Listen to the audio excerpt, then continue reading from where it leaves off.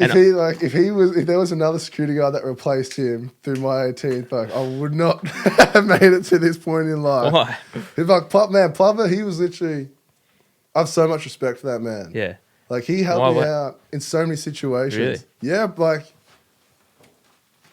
just so much. Yeah. Like my friendship group as a kid wasn't the best. Yeah. And like he knew that, but me and him used to go to the gym together. Yeah, I and we remember, were like young as fuck. Spartans, right? Yeah. And then after that, he just sort of like took me under his wing, and he'd be like, he just would always be looking out for me.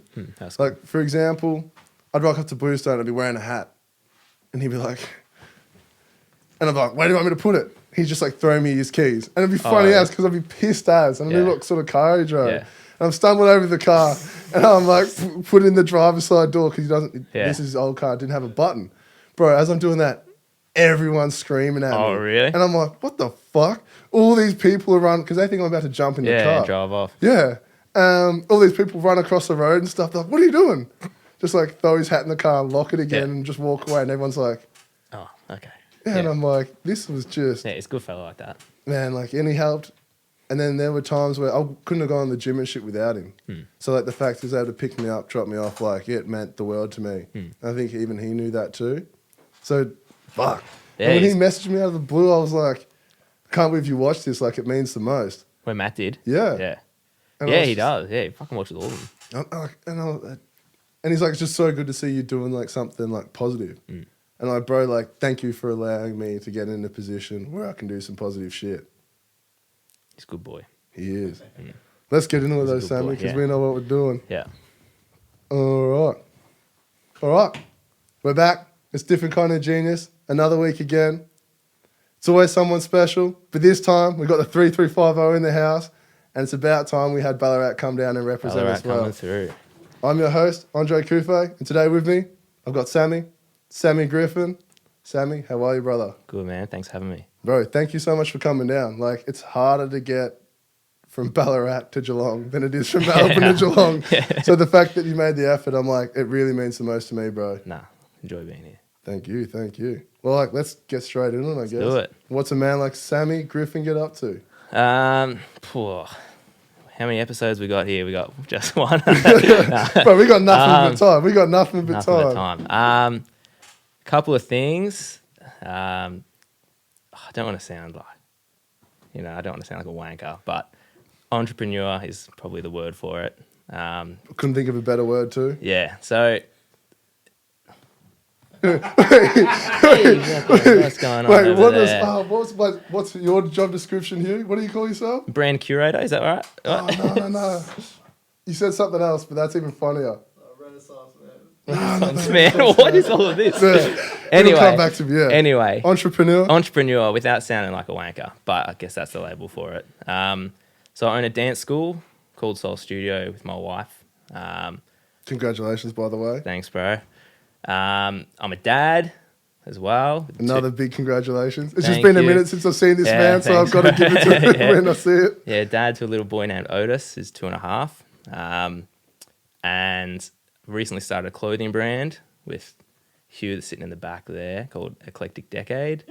Ooh. And finally, I own a restaurant called Griffin Burger in Ballarat. We've got 2 locations there, so pretty hectic at the moment. Bro, I don't even know how you find time to manage your life. And then, like, when I shot you a message to come down, I was like, completely waiting for a no because I was like, this man does so much shit. I feel bad. I was like, I'm so shit at replying. I've got, I reckon, 120 messages unopened on my phone at the moment, emails and all this shit. I'm like, I'm real bad at that. Bro, you just broke down everything you do. Like, that doesn't surprise me at all. Yeah, but I miss so much important shit. Like, I'll be like scrolling through, I'm like, ooh, fuck, I got to write back to that or something like that. So when you wrote to me the second time and you're like, are you still keen? I was like, yes, fuck, I'm sorry. Like, and I had to pencil it in like straight away because I felt bad and I really want to be here. True. So yeah, made sure. Again, means the most to me, and it's like, I think it's about time I got someone from Ballarat down. Especially like, that's my roots. Like, how have I not even for sure. Like, done that? Keep them coming. Bad. But I guess, where do we even begin with you? Like, where do you want to start? I reckon your dance studio. So what's so funny about your dance studio was, like, you used to play for Wildcats. You did? Yeah. So you like remember when you were across the road from Coles? Like, we're back there now. Yeah. So like, I used to always see at Eastwood. Yeah. Eastwood Leisure Complex. I just always see you. Like, I'd always walk past and be Yeah. like, what the fuck's going on in there? And then, like, see everyone dancing and shit. And I was like, That still happens. bro. So how long's that been happening for now? Well, we started our dance school when I was 20. So I think that was Well, how old are you now to give people reference? 27 now. So yeah, it was 2012 we started it. Yeah. Me and Tess started it, my wife. Yeah, and we specialised in breakdancing and hip hop. And we kind of started out of the blue. We were teaching for this other guy in Ballarat, and things went a bit pear-shaped there. But yeah, we finished up there, and I kind of went a bit fucking weird for a while. I was like, True. yeah, when I was like 19, with Braden that was on here, Braden Fun Films, Yeah. we ran off and joined the circus. Did you go to the circus with him? Yeah, it was No shit. fucked. Braden loved it. Braden was like, it's his fucking element. I hated Why was it fucked? I think it was just, I thought it was going to be different. I think it was, I don't know. I don't know if I got played into going there or what. But the way I was told that it was going to be was, or maybe it's just Braden just likes it because he's a different kind of person to me. It's his kind of thing. But he loved it, so it's different for everyone. But I thought I was going there to perform, and it was like told to me, like, you literally do 2 5-minute performances a day, right? And you get, like, you pay at the end of the week. And I was like, that is the easiest fucking money. And back then it was like $500. So I was like, True, that's a bit of money. yeah, when you're 19, like, that's pretty big. And you're traveling and stuff, like, they're looking after all right, of yeah. that. And then the first day I got there, I was living with Braden in this stinky little caravan. It was, All the bits he forgot to mention. but yeah, he didn't mention any of this shit. And he had a better job than me there as well. He'd fucking worked his way up. So he got there, and it was pretty much, I was a circus hand, like a labourer. Oh, fuck. And they said that we could perform as like to get us in there kind of thing. And me being myself, I didn't have any of that. I was like, there's no way I'm picking up a shovel and digging like this trench or whatever for you guys. True. So I got myself in a bit of trouble there because I didn't want to do anything. And yeah, I got there. The plan was to go there and save money, buy a house. And then I ended up getting there and just like breaking up with Tess. And I was like, just fucking went off the rails for a couple of months. True. Yeah, it was pretty bad. But yeah, and then I remember I got called up to the head caravan, if you want to call it. It's ghetto The as, head man. caravan. It's ghetto as. Bro, it would be. That life's something else. Ghetto, carnies. But going up there, and I was like, I'm in trouble because I'm not doing any of the work they want me to do. And she just said to me, like, you don't get paid to just bounce around on stage for 5 minutes. And I was like, well, that's my job description. Now I'm a performer here. And she's like, you're not a performer, you're a labourer here. Fuck. And I was like, I'm like, well, I'm out then. And so then I left and I went back to Ballarat to pick up the pieces, which thank fuck I did, because now I'm married with a boy, like I said. But headed back to Ballarat, and then things went a bit pear-shaped with our dance school down there that we were teaching for. So we decided that everything we were doing at this other dance school we could just do for ourselves. So we went out on our own. We didn't know where to start. Like, that really set the foundations for us for where I am now, was opening the dance school, which was really cool because we had no one to ask advice for, because things went pear-shaped with our other dance school. We kind of had to learn it all on our own. Yeah. And with a lot of businesses, you can go to someone, but like our parents, no one has opened a hip-hop school like that, you know. And none of that, yous were early. Yeah, we're young as. You know, it came through before, like, so like you couldn't even copy like a Melbourne-based studio that had set it up. Nah. Like you literally, like, you were kind of the first ones. I'm like, in Ballarat? Yeah, really? yeah, it's weird as. And so we did it, and we just did a bunch of free classes, like a bunch, and we went around to schools and did free classes, and then we started picking up students from there, renting at Eastwood, where you said you play basketball. Yeah, I just couldn't think of the name. Yeah, Eastwood, and we were doing just a couple of classes there a week, and then we booked another night, and then we tried to book another night, and they were booked out, and then it was like 8 months later we signed a lease, which they should not have signed us into this lease, because we're just two like 20-year-olds with like 20 students, and we talked big game. We're like, oh, we got hundreds of students, like we can pay for this shit. Like we just wanted our own space. Yeah. So we kind of bluffed our way into getting a lease, and then I think I borrowed a couple of grand off mum to put up some mirrors, and one of my mates from Ballarat built a wall for us, and we kind of set it up like that with help from people. Yeah, and then we just got really busy. We got student after student after student, and I think word caught on that we're teaching, not just teaching dancing, but we're trying to like really connect with the kids more on a different kind of level. Like, we're doing it a bit differently to other dance schools. Like we saw, when students walk through our door, we kind of understood that they didn't walk into a breakdancing class to become the best breakdancer in the world. They saw it and they're like, this is fucking cool. I want to learn how to do this flip. This is fun. So we try to take that angle for it rather than be like, you've got to learn your foundations of this and this. Because we started out like that and kids would really quickly get bored. You might get one or two in the class that like stick it out and love that, but the other 10 will leave. And being a business, you got to kind of tackle the other side of it as well. So the kids that are really into it, we push them towards that other kind of learn the foundations, origins, all that kind of stuff. But yeah, we tackled it from a different kind of angle, which helped us grow. And then a couple of other dance schools around kind of gave me a call. And then I ended up, for 2 or 3 years, I was traveling every day to a different like city. Like I would teach in Colac and Camperdown, Geelong, Ballarat was one day, to a point where we were teaching I was teaching like 45 classes a week and just fucking burnt myself out. Yeah, just burnt myself out pretty hard. And Tess was doing, I think, 3 or 4 because she was doing a full-time job. She was like the one holding us down, kind of. That was like our backup plans. Bit of security was her. So is that sort of what brought you back? Like the fact that she didn't burn out as much as you? Probably, man. Yeah. She was, pretty steady. That's nuts. But then you know what's so funny about that? It makes complete sense. Because it sounds like you built like relationships with those kids, which meant they'd keep coming back. Yeah. Like to a lot of them, like you literally, like you're almost like a daycare, like straight up. It is. Parents, like, you parents just drop the kid that. off and you're like, fuck it, I'm going to come back in 50 minutes. Yeah. Hopefully you learn some shit. Exactly. And then a lot of parents do that. And if you've got 2 or 3 classes in a row, they'll kind of be like, what time do you finish tonight? Like, you finish at 7? Yeah, cool. And their kid just sits there and like waiting. Yeah, it's crap. So we just try to make the most of that and then gave them a fun space where they could do something. And then, bro, like it's worked out for you. Like that 2 it's 3 worked out years heaps. would have been the biggest grind, but now... Yeah, it was hard. It was real hard. And then, learning all of the business side of it kind of helped me to get on track with opening Griffin Burger.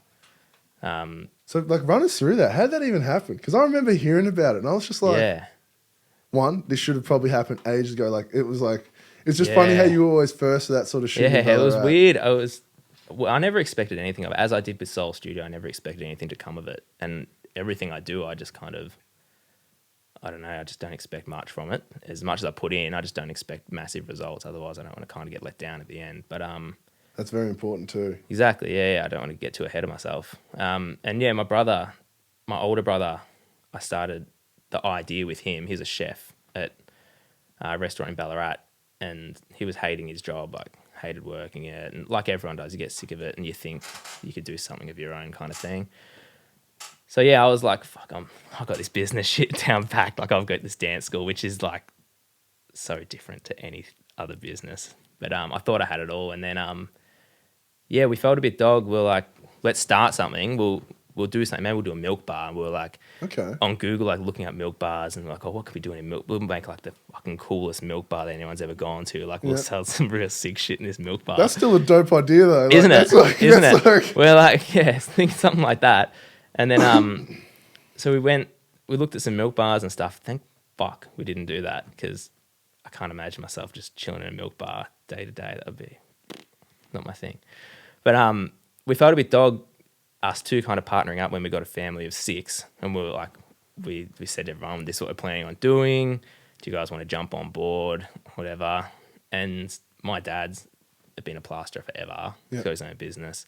He was like, I don't know, like it's pretty big for us kind of thing. I'm 50, he's 55 at the time, I think, or 56.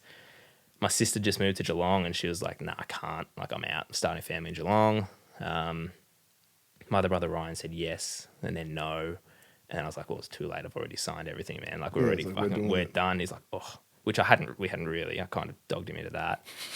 I don't know if he knows that yet, but hopefully he's not out listening. in the open now. But I kind of told him that he was already in too deep, and we went ahead with it. And we went way too quick with it. We had the idea, and I remember writing up just this really little Microsoft document of like how it's going to run, what it's going to be called, and how many burgers we have to sell an hour to survive, pretty much. Okay. And then I like come to everyone. I was like, I think the letter started with like It was some like Griffin family team. It was like I was addressing everyone as like my employees straight off the bat. We And know it was your like, family. it was like the first message was, "Do you want to do this?" And everyone's like, "Oh, I don't know." The next message was like, "All right, team, like we're in this." But I came back with them. I was like, "Oh, I've got this shop on Sturt Street. The equipment's this much money, and this is how we're going to do it." And everyone was just kind of shocked because we all had full-time jobs. Like, how are we going to do this? Word. And my older brother Dylan, who was the chef, he's like, "I'll fucking work like 7 days. I'll work 12 hours a day." And so we put him on 12 hours a day, 7 days. But that's how like you need that to get a business. But it cooked off the him ground. hard. Like he was fucked. And so we did it, and we signed this lease. We had to get a personal loan because no one's going to lend you money to start a business that's got no track record, no proven history of profit or anything, especially when we've got no idea what we're doing. Yeah. So we started this, and then That's actually so important that you got the personal loan, that you weren't just like, that was your first barrier right there. Yeah. And then you were like, oh, people won't give us a small business loan. yeah, So it was it's like- hard. It was so hard. And then the interest rates and stuff on personal loans are like Massive, fuck. yeah. And Like, you wanna we be asked sure. everyone, we're like, does anyone want to like give us some money? We had no money ourselves. Yeah. Our parents' money was kind of tied up in their assets and everything. And yeah, we couldn't even get the amount that we needed for the personal loan. So I don't know how we scrounged up, like it's like 20 more grand somehow. Can't even remember. But yeah, we started trading, and I remember our opening night, like we were like not prepared at all. We were completely winging it. Hugh made all of our logos, designed everything from the start. He's done everything for us, still does. Shout outs to Hugh. Shout outs to Hugo. But yeah, it was fucked opening night. I remember our first customer came in as soon as we flipped the sign, and we all got like really nervous. And then none of us knew how to work the till. We opened it up. We had no float, no money in the till, and we're like, "Oh, who's got the money?" And then people just kept pouring in. It was like fucked. And we figured out like this way we're gonna make money is from like a membership system. Like you sign up for a membership, $10 gets you 10% off for a year. It was like in the back of our heads. We had all these forms and cards figured out. And my brother Ryan, who it hasn't really worked on the front of counter since, who was on the front of the counter that whole night, and he's asking every customer if they had a Griffin Burger membership yet, and people were like, "You opened 5 minutes ago." Yeah, Like, no. literally. And he sold fuckloads of them on the first night, so everyone got behind us, which was cool. Everyone's buying memberships for something they'd never even tried. But we had 5 burgers, I reckon, on the menu, and I would have fucked up every one of them for nearly every customer. I had no idea what I was doing.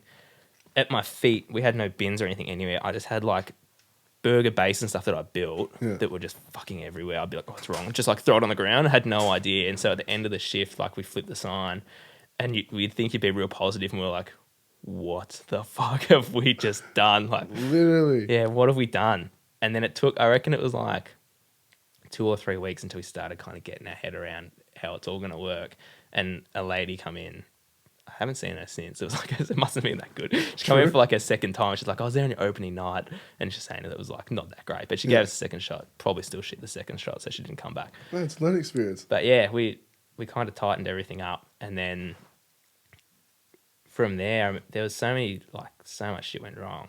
So how long's Griffin Burger been open for now? 4.5 years now. Fuck. Yeah, 4.5 years. So we're good now. I've got my head around it now. Oh, you know, Sammy's just like off camera. He's I'm like still winging it. Yeah, It's still like- winging it. Nah, we're good now, thank God. But it was a lot of learning as we went. But that's what you have to throw yourself in the deep end. Yeah. Like, how else are you gonna learn? And for all of us, because my older brother that's a chef, he's left us now. It was a bit much for him. She went down. 12 hours a day. Yeah, she went down. So yeah, he's gone now. But the 3 of us that are left, like running it, is my dad, who's a plasterer. So he's actually come to the party. Was he there at the He start? was there now, yeah. Okay, he was a bit iffy, but then he was Yeah. like, "Oh, fuck, I'll come. I'll give it a shot." Because none of us knew what to expect. We thought it was just going to be like really like a side project. True. And since then, he's quit his business and he's full-time. Like my brother was a plumber and he's quit his business recently and he's full-time. And I've cut back from 45 classes to just teaching like 6 a week. And so I'm full-time, which is like, it's pretty crazy now. But he's doing real well. That's 3 fat salaries. It's like, congratulations, bro. Yeah, thanks, man.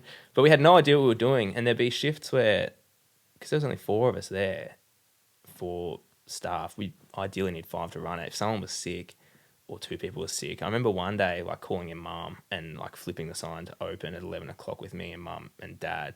And we were like busy as fuck. And we were just laughing the whole shift, like a nervous laugh. Like I never thought that I would be cooking food with my dad and my mum, because none of us ever cooked or anything like that. True. Like for people. Yeah.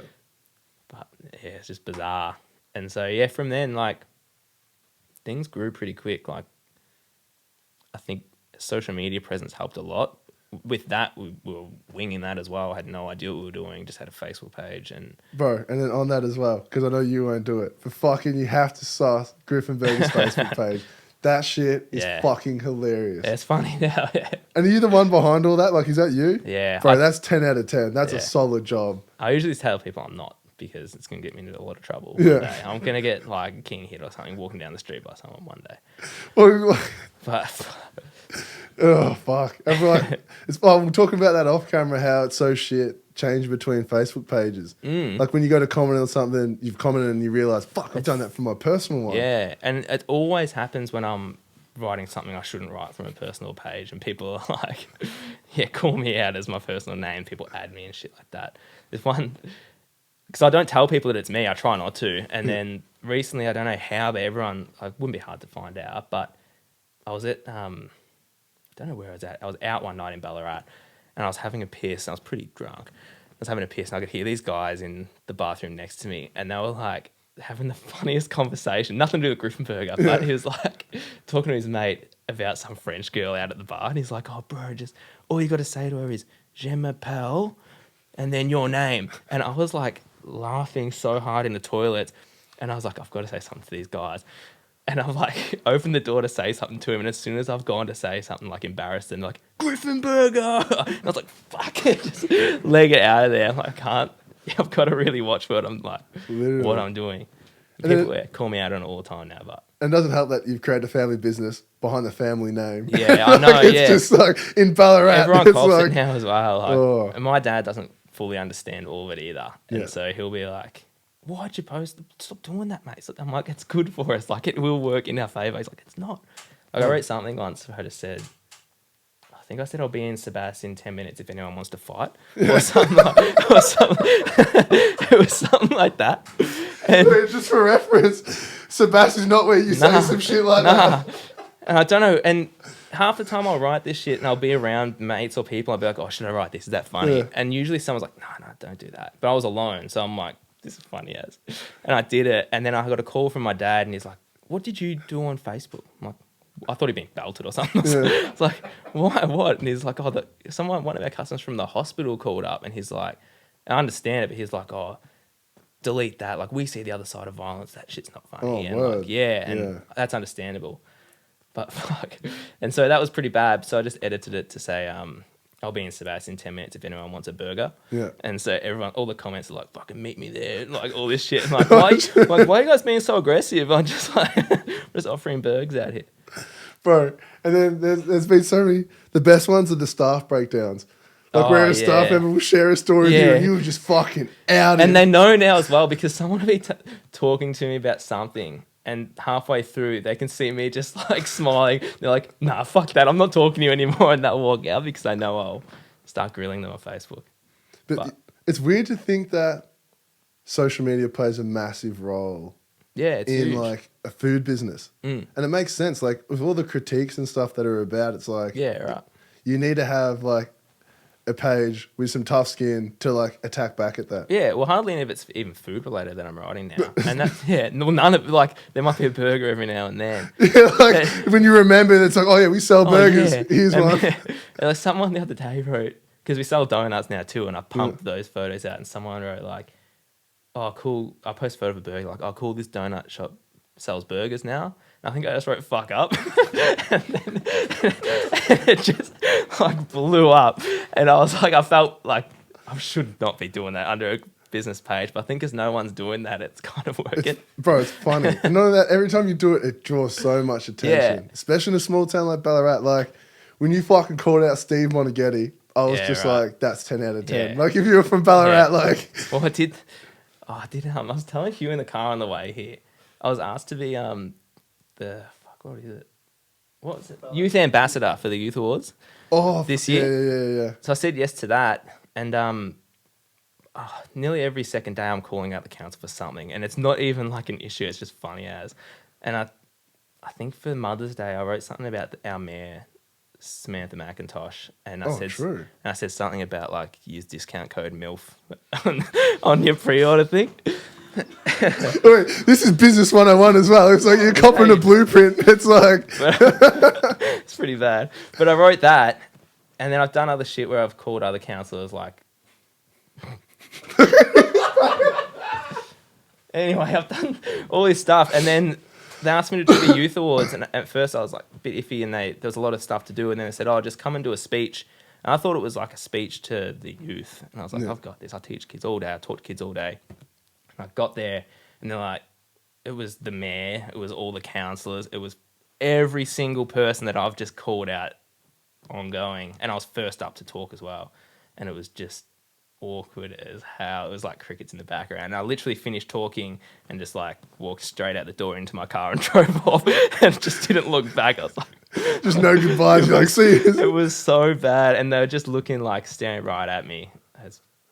So I'm going to get into trouble because of it one day. No, you like. But it should be. If you were going to get in trouble, it probably already happened. Yeah, but I see it like the Facebook pages, like people don't follow us for the food, and I'm aware of that. A lot of people, but every now and then someone might see it and be like, "Fuck, that burger looks really good, actually." Like, true. And a lot of people write like, "I don't even follow you guys for the food." Yeah. And if I write something, if I post a burger, like that's not funny.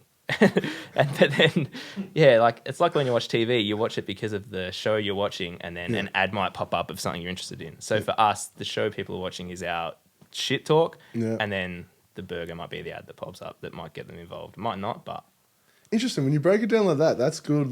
That's that's very business savvy. Yeah, there's a method behind it all. Yeah. Oh, like you're not just telling random people to come fight me in Sebas without a plan. I'm not just calling out MILFs to high profile Ballarat women, but I do. Yeah, but I did. But yeah, back to before Facebook. We were doing nothing really, and then Facebook kind of blew us up, and we were in this tiny shop. Did you ever go to our first shop on Sturt Street, or That's the one near the movie theatre, isn't it? Yeah. Like you, It's next to that weird antique shop. No, like so. No, we're opposite Town Hall. We were opposite the Town Hall there. Okay. For a while. It's this tiny shop. It's probably as big as this room. We had 10 or so seats. True. And then we'll realise that, like, the stuff that we're doing, we couldn't cater for our customers and stuff. Okay. Yeah, and so then after my older brother left the business, we got another lease around the corner in Armstrong Street, which is a really shitty shop, but we did it all up to be really nice, fitted it all out. No, it was definitely the Sturt Street one. Oh, really? Yeah. Because I remember seeing your dad. Your dad looked at me. He's like, "Oh no, you are." I was like, really? "Yeah, I'm Plover's friend." He's like, "Oh, okay." Yeah, probably. Yeah, he was just like, and it was weird because he wasn't sure. He's like, "Oh, okay." Yeah. Which is good now because you can't see him. He's hidden away in the kitchen. Nah, we're all hidden in the kitchen, thank God. Yeah. But so we moved. Oh yeah, sorry, I'm getting real comfy here. I'm just no. I'll be asleep at the end of this. You'll never get rid of me. No, it's all good. Yeah, so moved to Armstrong Street, and then from there we like tripled in size, like everything, customers and everything, way quicker than what we ever expected. And that was kind of the move to Armstrong Street was like not the final step, but we didn't really plan anything else than that. We're like, oh, we need a bigger shop, and that was kind of it. Okay. But then when it started we got really busy, and the biggest totals that we would do at Sturt Street, we were doing on a quiet day at Armstrong Street. We're like, fuck, like we could probably go again and like go bigger again. And we went from having just ourselves as staff and like 2 or 3 other staff members to 20 staff at Armstrong Street, and as hectic as like staff management. Oh, people management, bro. That's a whole other like. Yeah, it's fucked. But especially in Ballarat, the world full of hope. It's like, I'm not coming to work today. Why? Can't be fucked. Yeah, can't be fucked. I went out last night. So did I. I've been here since 6 a.m. I'm here. I haven't gone home. Nah, I go home. But yeah, and then we got really busy, and then we're like, yeah, we could do this again. So then we got Delacombe Town Centre, our second store in Ballarat. So we went from 20 staff to 40 staff now, which is just another whole fucking different ball game. And and last week we just bought ourselves this warehouse. So now we can hopefully pump out more shops. Yeah, I saw that, and I was going to ask. Yeah. I wasn't going to post anything out there. No, I'll chuck it out there. That's a big space. That's like almost like a big restaurant-y type. It's huge, yeah. I don't think we're going to run any food out of it. It's going to be, we're going to set it up a full commercial kitchen for like central distribution to all the shops. So the way we would get our orders from other suppliers now, we'll be putting in our order with our own warehouse for all the prep that we usually do. Because at the moment we'll have one person at each store from kind of 8 o'clock preparing all the food until 12 when we open or whatever. So we could just have one person at the warehouse just doing it. True, and then it all just goes. Yeah, and so then we can. That means our next stores we open have to have less equipment. They don't have to have cool rooms and everything like that to store all the stuff. And that shit's expensive. Yeah, and less staff, and so we can kind of afford to pump out more shops and food truck or something like that. Maybe in Geelong. Fuck, who knows? Well, fuck, like. There's not even any burger shops here. I actually can't think of one burger shop in Geelong. It's such a.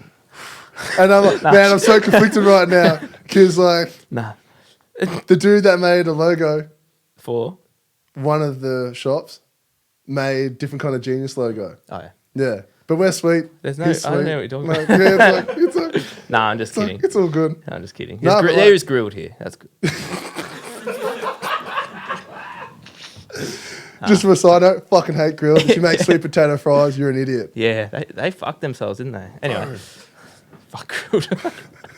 Literally, wait, nah. Fuck grilled? 2-second round on grilled. Daniel's Donuts can get fucked. Nah, not really. Nah, I'm shitting on grilled. I went to grilled once, never been back. Oh, really? Went there for like the open day, or just like the week that they open kind of thing. Ordered my shit. That's the week they opened. Yeah, just like whenever they opened, went there, ordered my shit, and they bring out the burger. I was like, "Where's the chips?" And she's like, "We've run out of chips." And I was just like, "This is some shit you mentioned like well before." I'm never gonna fucking forget this. I'm gonna have a podcast one day and I'm gonna fucking grill you for that. And I'm sitting there, and she's like, "I got no chips," and I'm like, "So what are you gonna do about it?" And she's like, literally, it's like she did it to surprise me. She had it behind her back. Man, whips out these sweet potato fries. And I was just like, what the fuck are they? And she's like, sweet potato fries. I'm like, I don't like sweet potato. And she's like, it's the only chips we've got. The other side. Yeah. Your chips. So I'm sitting there, I take him, have a bite in front of her. I was like, nah, you can fucking take these back. And I'm never coming back here again. Bro, I hate sweet potato. And it was just so rude because I was expecting normal. Everyone, the whole table had normal fries, and they ran out on me. And so, I'm literally looking at the man damn eating normal fries, and I'm like, what the fuck are these orange, piss? Oh, so mad. So mad. That's cut you deep, man. Bro, it cut me never gone back there since. Well, people let's go grilled. I'm like, no. When we opened Griffin Burger, I was like, fuck, no one that I know is allowed to go to any other burger shop, and I would cut people down for it. I don't give a fuck now. But That's true. Tess, my wife, loves grilled. And the other day we're driving past, and she's just like, miss you grilled? Out the window. And I was like, fucking that cut me. Anyway. Bro, I was like, I hope every time you drive past Griffin Burger, you're like, I hope my husband's in there working hard. Exactly. It's like, Jesus. Excuse me? But No, but all of that sounds really good for what's next for Griffin Burger. And it blows me away the fact that you've been open for 4.5 years. Yeah. That's a big deal. Yeah, it's massive. We'll never do sweet potato fries, I can promise you that. Never. Never that. I never want to walk into that soggy, joint. You can't get them. They're soggy as fuck, too. Bro, I was fucking... when I tell you I was mad, I was mad. I don't reckon I haven't let go of that. No, I don't. I'm not gonna. No. And now when people have some sweet potato fries, I just get flashbacks. Excuse me? To a shitty, less superior restaurant that I doesn't even have a full amount of chips for everyone. Was that in Ballarat? Was that here? No, that was in Geelong. That was in Geelong. I have had Griffin Burger once. Oh, that's good. Thanks. Yeah, and I didn't mind it. Yeah, it was the first. I think you just brought out the chicken burger. Which one? Oh, what? No, I don't know. I just had the chicken burger and I was come back. It's changed a lot since probably. Was that Sturt Street? Yeah, that was Sturt Street. It's changed a lot. Yeah, and your dad was like, "Oh, we've only got one chicken burger," and I was like, "Oh." Yeah, we did, and it was fucking shit back then too. It was alright. I reckon. I was you've been once, so it can't be that good. I was like, oh no, but I reckon that was probably the 4th time I was in Ballarat. Right. I'll go back to Ballarat, just not as much as I should. Yeah. Love you all, but fuck. You're all doing your shit. I'm doing my shit. Life's just in the way. Come back in. I should have brought some down. Sometimes I'll come down to have a meeting with the boys and we have a cook up. I just bring a little esky kind of thing with some, so they can have it here. Well, that's the perfect segue. What meeting you do with the boys? And before we get into that, I'm gonna do it, and I'll bring Liam, and we'll like film some shit. And we'll make like a thing out of for it. sure. That'd be funny. Doesn't We'll review every item, and then you pull out sweet potato fries. I'll fucking crack it. I'll like punch a hole through a double glazed window. Yeah. I'll be like, "What is this?"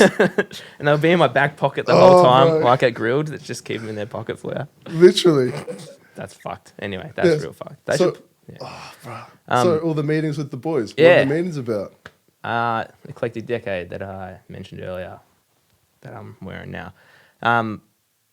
Yeah, so that come about because we're in a dance crew. That's how we all met. That's how me and Tess met. That's how me and Tess, because I was initially friends with Tess's brother first, Matt. Shout out to Matt Plover. Fucking love you, bro. Yeah. And I think we caught that little bit of a snippet, that story that I was telling at the Oh, start. really? Yeah. And if we did, I'm going to leave it in there. Yeah, 'cause leave that it man in there. deserves Yeah, it. that's good. Yeah, for sure he does. He's a good boy. Mm-hmm. But yeah, I was friends with Matt, met Tess, and then me and Matt would break dance together, best friends since we were 11, 12 years old. And then through the dance school that we were dancing with, they were in Geelong as well. That's how we met Braden, who was on here earlier, Braden Fun Films. Hugh, Bo, all of those boys. We started our dance crew called the Beaver Shakers, which is just a fucking dumb name for. Bro. I think we found it off Matt found it on someone's Bluetooth. We're on the way to a comp in Melbourne, and we didn't have a name. And then Matt, like, you know when you just send people dumb shit on Bluetooth on trains? Yeah. Matt was like, that's flashing me right back. yeah. Matt like had, I don't know if it's porn or something on his phone. He's like, I'm going to send this to someone. And then he's like trying to send it, and it was called Beaver Shaker, and we were just lost it. And so we entered as Beaver Shakers. And yeah, since then we That's fucking. I thought that name had such a real meaning behind it, but Nah. to find out it was Plover sending So fucking dumb. porn And to then- someone. yeah. And then from there, we just made real dumb names for ourselves as well. Like, when you're younger, you don't think that people are going to remember that shit. Like, we entered a comp, and I was like, I'm going to be Captain Beaver. And I was like 17. I thought it was funny as fuck. And now everywhere, like, if I go to Melbourne, everyone's like, Captain Beaver. I'm like, oh, fuck. Like, I've got family now. That's not me. Like, you were Princess. Princess. Matt was Rubik's Cube. Everyone just had these dumb Rubik's Cube. dumb as fuck names, which stuck. And us boys, we'd train together once a week or so. Was that a Major League? No, we'd train at Major League every night, me and Matt in Ballarat, but we catch up with the Geelong guys on Fridays at, what's it called? Used to be Performing Arts Centre. No, What, did we call it? G-Pack? Yeah. No, what was that? Yeah. Courthouse? Yeah, At the courthouse. Oh, true. At the courthouse. Yeah. We practiced there. We'd enter comps, and we did shit like Australia's Got Talent. and Yeah, because I all remember that. Mm. And it was a big deal. Yeah, it was massive for us. And we were like Justin Biebers of our generation for a while there. There was no one doing what you boys were doing. Like, there was Sacred Heart all girls school here got us. We were like 17 and 18, and got us there with like 500 year 7 girls, and it was just. It was so weird that they got us to do it, wasn't it? It was like Jeff was there, you know, Jeffrey Jordan. Oh, I forgot he was a shaker. Jeff was there, and he was like had his shirt off, and he was like moving his hips around to like that. I just want to make you sweat, whatever that song is by Snoop Dogg. And there's all these like Year 7 girls. year 7 girls, and Oh, all the that's teachers. bad. You can just tell teachers like, what have we hired here?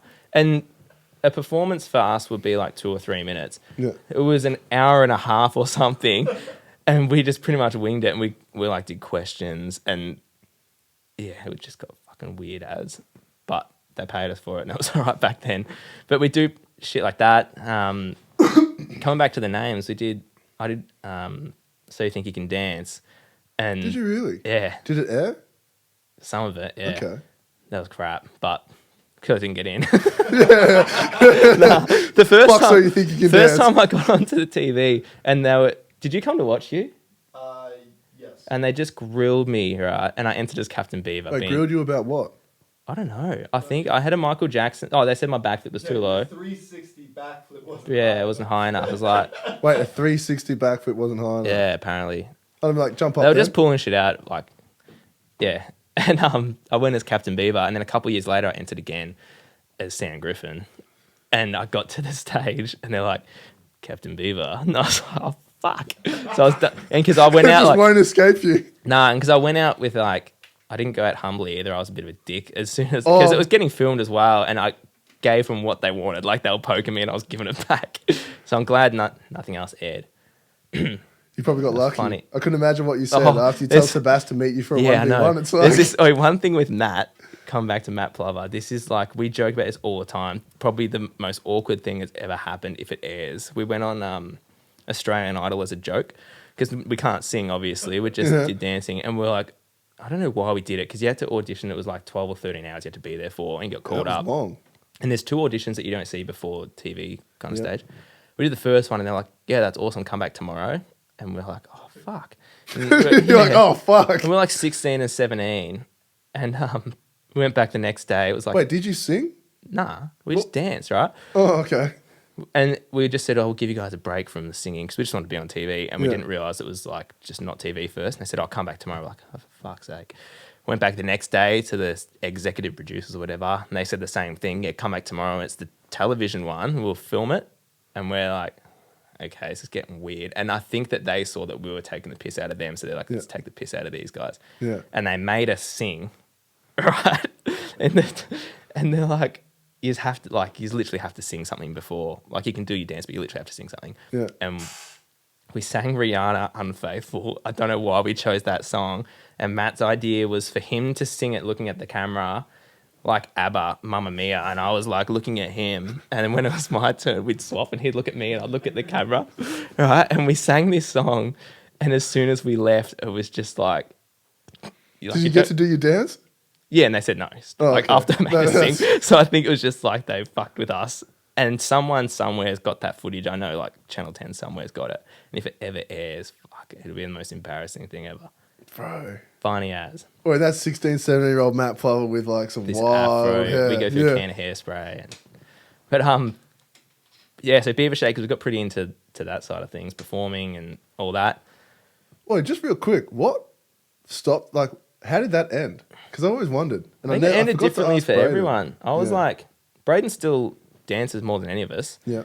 I still teach, but I just stopped enjoying it because the thing with breaking, it's all very biased because it's literally judge's opinion. So Yeah. you would fucking wreck your body all for 5-6 years to compete against someone, and then the judge thinks that they did a better job, so they did a better job, kind of thing. With other sports, like, you never go, oh, fuck, Collingwood won last night. Like when they didn't, like, you can't say no, they won. Like, I get but with you. breaking, every single battle was like, we thought we won because there's no point system and stuff like that, Yeah, and you it's can't literally introduce judge. that. Yeah, you can't do that. Nah.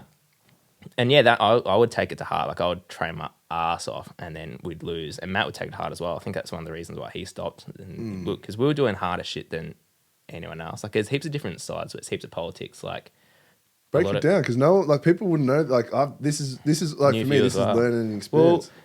with all of us, we were into. Everyone always says, like, the cliche thing with dancing. People say dance to express, not to impress, right?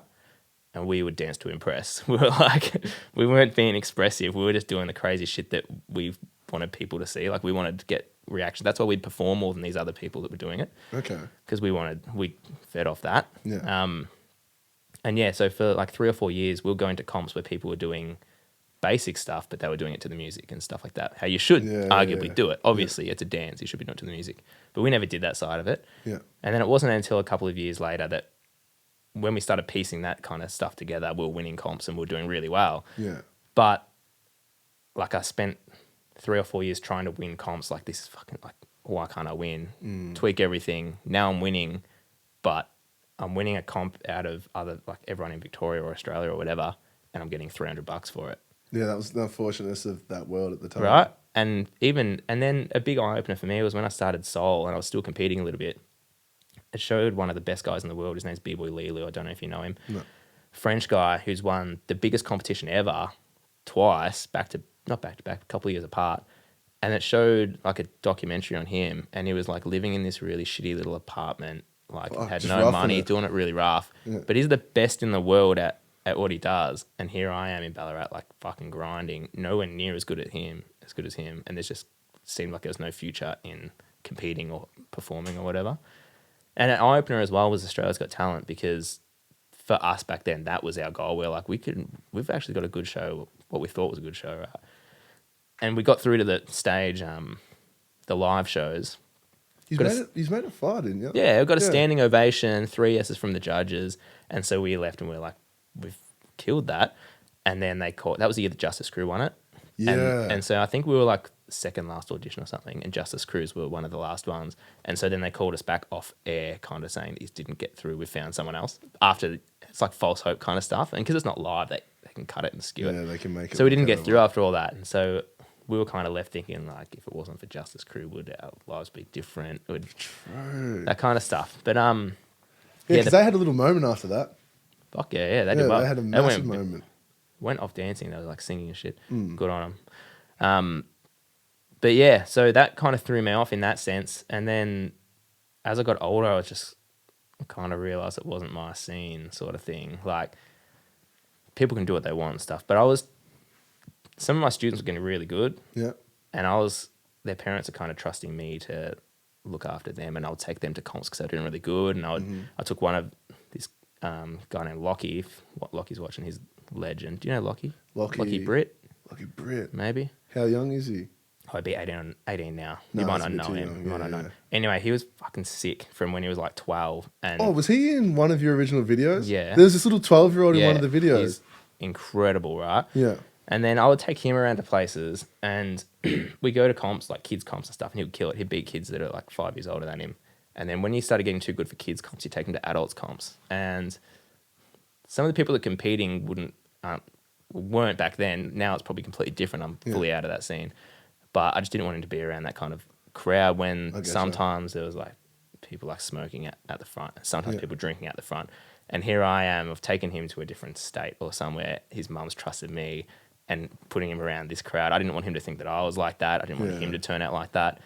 That kind of turned me off. And then once I was like, oh, it's all good. And then I took him to training once, and half of our crew was out the front doing that halfway through training, and they come in, and obviously they were different appearance, different kind of.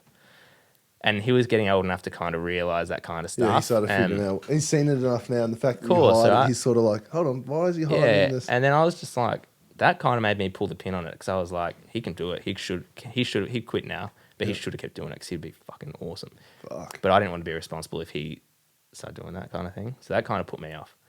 But still teach, and that's why now I teach the different kind of stuff. I don't teach people to be the best, like I said earlier. I teach them to have fun with it. It's more confidence sort of Yeah, stuff. and I haven't taken a kid to a comp since. I don't know what it's like. It's probably completely different. And that's what I was about to say. Like, they've now got the world of dance. Right. And do you know who the Les twins are? Mm-hmm. So the Les, like, they're two breakdancers from France. Bro, I'm pretty sure they won it. It was $1 million prize. Right. Like, I was like, And fuck. they're like backup dancer for Beyonce and shit. Yeah. Like, yeah. Bro, and- that's a bag. But they are like us times a million. Yeah, They're yeah. fucked up good. And when you see that, that's inspiring. But now, like, we couldn't get to that stage. Yeah, but not back then. And there was nothing like that even existed. Nah. And if it did, like we said with Australia's Got Talent, it felt like it was rigged almost, because we were like, we got through, but you didn't, kind of thing. So that's what kind of made me stop training and competing, and injuries as well, and then family and things like that. The other boys were, I think Matt just fizzled out for similar reasons. We all got busy, all got jobs, businesses, uni, life. Literally. Life gets in the way. Because Papa always used to be sore. Because see the shit he did? He would like literally jump on his back. Bro, what the? And it fucked me because I'm like, you weren't a small boy. Like, I He would was. jump on his back. Yeah. I made this highlight reel of just literally him. It was called like, I think I called it a compilation or something. Compilation. It was him just jumping on his back of different places, different comps, and we wonder why we didn't win, because he'd just jump on his back. Bro, and he used to call me out as well. But if I can do it, you can do it. I'm like, nah, there's something like Something you wrong got with this- you. Oh, yeah. I'm Yeah. like, there's another party that. And just now he goes to doesn't get it. physio like every week because fucked his body. But Unlucky Matt. Should have told me to do things I didn't want to do. could have been you now. You'd be in a Literally. wheelchair here sitting. But so yeah, fizzled out for everyone. Life got in the way, but we wanted to stay in touch, and so I actually found our old Beaver Shakers group the other day, Hugh. What, on like Facebook or something? Yeah, it's called Beaver Shakers Money Makers. Beaver Shakers, money makers. Yeah, and I wrote a post in there 4.5 years ago after we'd stopped talking. Everyone kind of lost contact except for me and Matt. I'd see these guys a little bit, but I wrote a post. I was like, "Oh, boys, like, I think it's a waste. We're all so talented. We're all like, we work really well together. Us as a group, we work fucking awesome together. Let's do something. Let's even if it's another dance group, even if it's making music, even if it's anything, let's do something. Let's get together. We'll brainstorm, and we work well together, right? Yeah. So we all met at Hugh's house one night, or only like half of us did, and we're throwing out ideas, and it kept coming back to clothing because when we were like the business almost started with Beaver Shakers because we were hustling when we were like 16 selling Beaver Shakers t-shirts. And we sell hundreds of them. We were selling like little wristbands and people buying them. And then we made like Oh, this back brand. when the fucking those band Right. things were actually a thing. Yeah, we made this Dude, brand. they were horrible days. Yeah. Like People kids would still have like wear 'em. fucking racks. People still wear them. Fuck. Yeah. So what are you doing now? Yeah, so we were making all this kind of stuff. We made a brand called Oof back then when we were like 17. Oof. Like OOF. Oof, right? And people were buying that. And That's we were pretty like, gangster though. Like that's a good name. It's weird as though, but we're, Oof.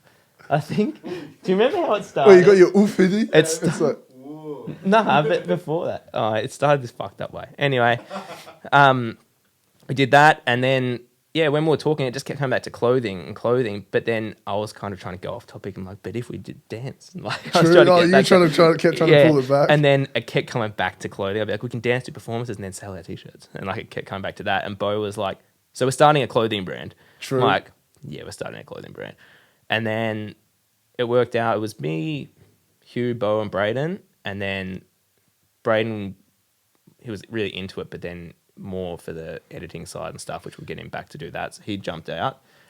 And me, Hugh, and Bo.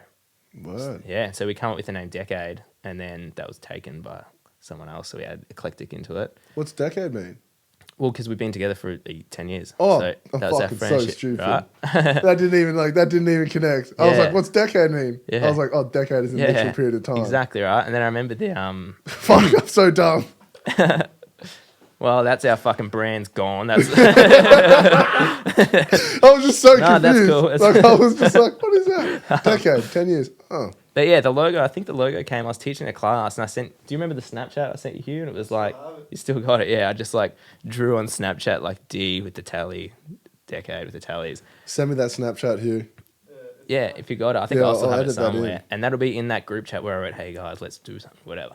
But that's how it kind of started. And it was really something that I never really thought would take off. I thought it would just do it on a small scale and just an excuse to see each other and hang out, which is good because it worked. Like we would...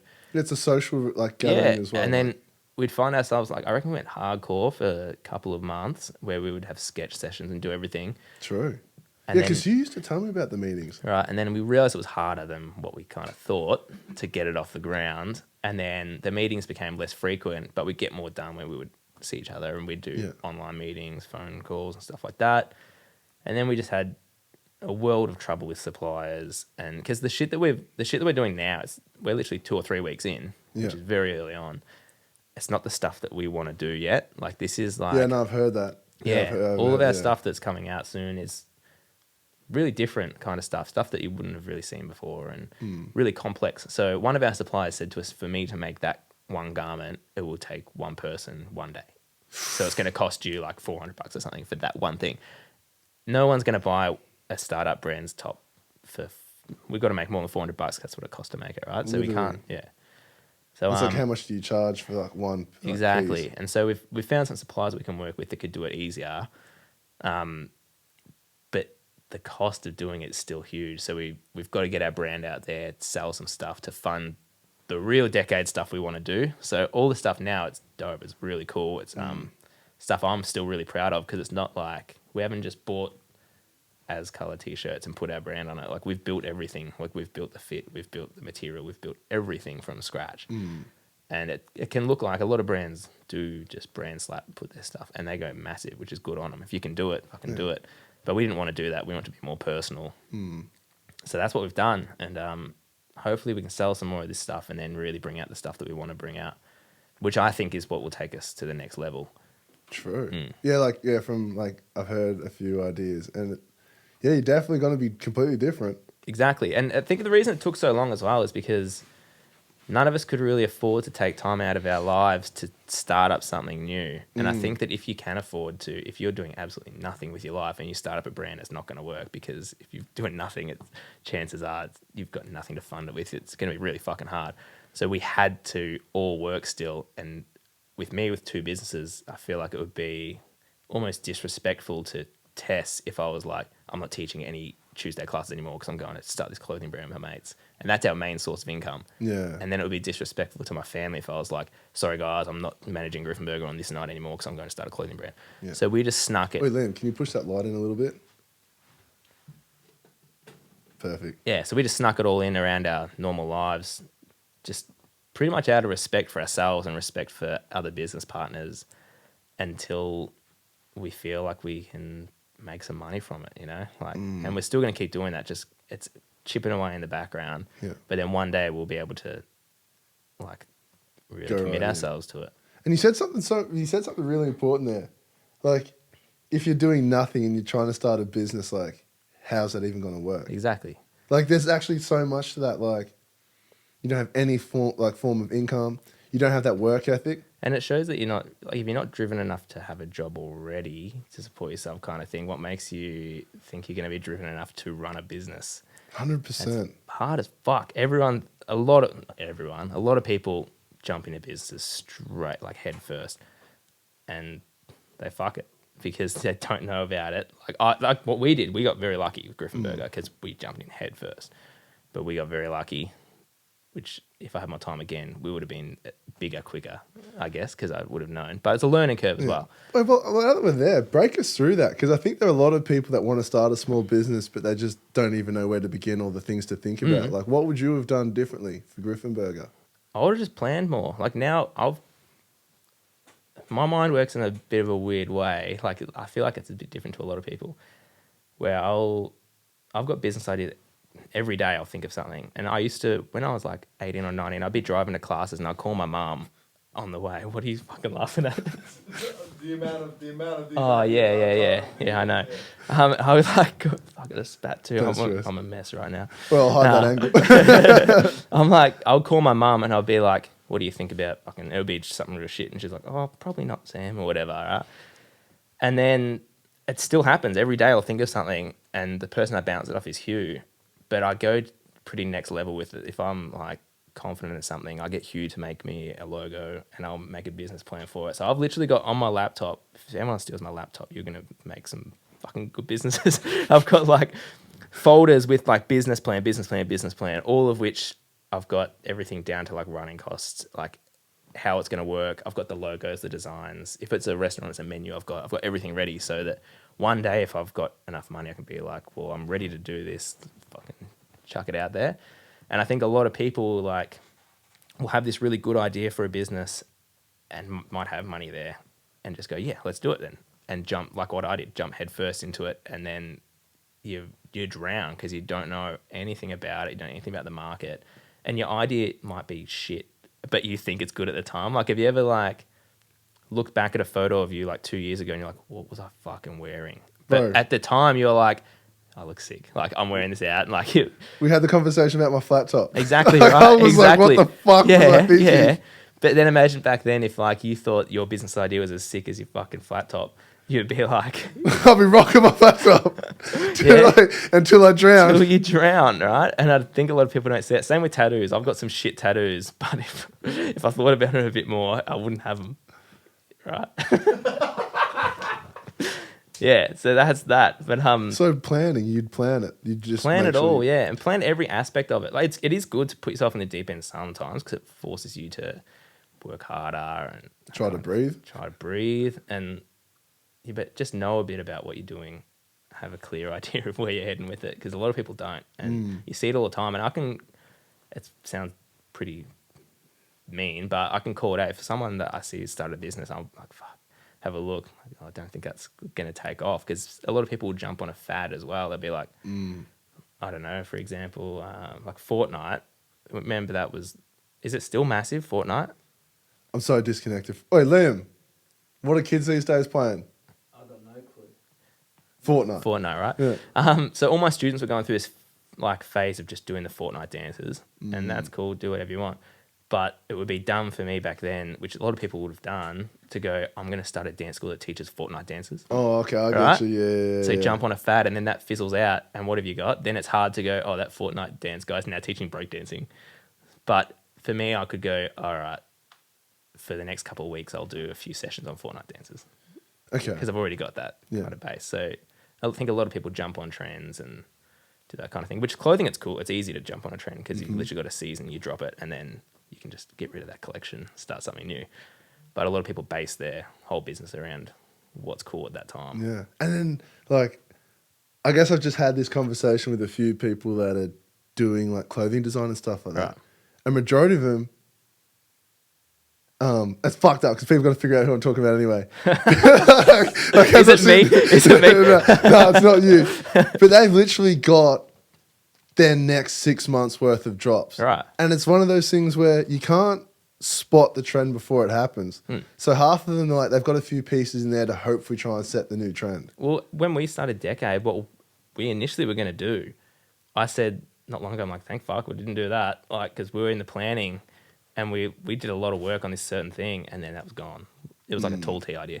Yeah. And we're like, that's gone. The tall, like really tall tees are gone now. Yeah, like, oh. And it's And that it's was so funny that it's so funny because they were in for such a long time. Yeah. Everybody had them. Then literally, I don't even know what happened. One day I was like, nah, that shit's ugly. exactly. I used to wear a tall tee down to my ankles. It was Bro. fucked. I remember that. It was so bad. I couldn't even like open my legs. They were tight as well. I looked like a dress. That's cool. But I think that was what reality of tall tees were. Like everyone figured out, they're like, this hug's a bit too tight. It feels like a dress. Yeah. And Oh, everyone was fuck, just I don't like, know. ugh. They'll come back one day. I'll probably rock it soon again. True. Well, for me, I just learnt to get, like, now I'll just buy it that little bit longer. Right. But I'm in a real, like, weird space. I'm like 2XL, but 3XL. But the way they make all clothes is, if someone fucking pitches this, start sending me a shit because I'll wear it, especially if you figure out sizes. Just say it off air to me. Yeah. No, but like all the clothes get wider, not longer. Right. And I don't need it to get wider, like 2XL is just fine. But it doesn't come all the way down. And it sits real stupid like above like your pant line. Right. And you're just like, and then I'll get a 3XL piece and then it just looks like I'm swimming in a shirt.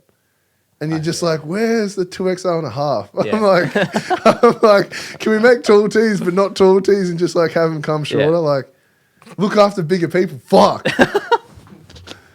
No, but like, yeah, that's like my rant on tall tees. Like, there's room for them to come back, just not definitely, all the way. But yeah, I think they were cool for a while, but people like me took them too far. No, but so have you thought about that? Like, how summer's coming and then winter's coming. Yeah, we actually talked about it the other night. I feel like we're behind now, but we've got, because the shit that we want to do is going to take a long time. Yeah. So hopefully by the time we want to do it, it's not even cool at the moment. It's just different. So Yeah. I don't think we risk it not being cool at the time. But yeah, we were thinking about summer the other day. We're like, fuck, we've missed that boat because summer's so soon and it takes so long. Like people don't realize like, Bro, like it's the planning that goes into it. Like you were saying before, it takes you 35 hours to make one of these podcasts. which is like, and it's people just assume. And people would be like, why is he only doing one a week? Because it's not two of me and I've Exactly, only got right? like X amount of hours. Exactly. Because people just look at it for face value, like, oh yeah, you made a hoodie, like you just Yeah, fucking cool. stuck your name Yeah. on it. It's like, where'd you get the hood from? How'd you figure out blah blah blah? Exactly. Like people don't Exactly. anticipate it. And yeah, it's hard to stand out as well. But yeah, we missed the summer boat, so now we're going to start planning for winter. Yeah. Well, you know the one thing that saved you? Should probably even like it's fucking like one of my favorite rappers just dropped an album called Hoodies All Summer. Right. So don't even panic. That's good, yeah, Don't that's even panic. Like I'm gonna be wearing a I'll be hoodie all wearing- summer. yeah, like so it's will all I. right. So will I. I'll be sweaty like as fuck. I'll be wearing this. Literally. Yeah. Oh fuck. I could like miss my whole point of that. No, but like it's sick. I think you boys have a good plan behind that. And not only that, you've got all the right individuals. Yeah, it's good. It works so well. I'm literally blown away by Hugh and Bo.